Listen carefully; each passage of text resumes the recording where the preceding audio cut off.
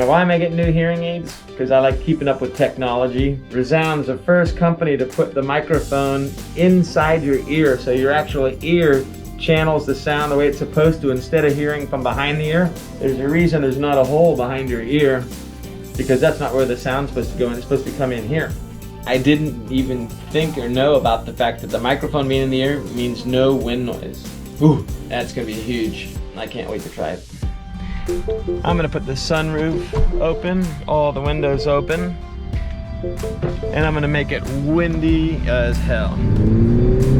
Don't try this at home. This is for professional stunt driver only. Woo! What's going on, man? They have no idea I just got new hearing aids, but I'm so fired up.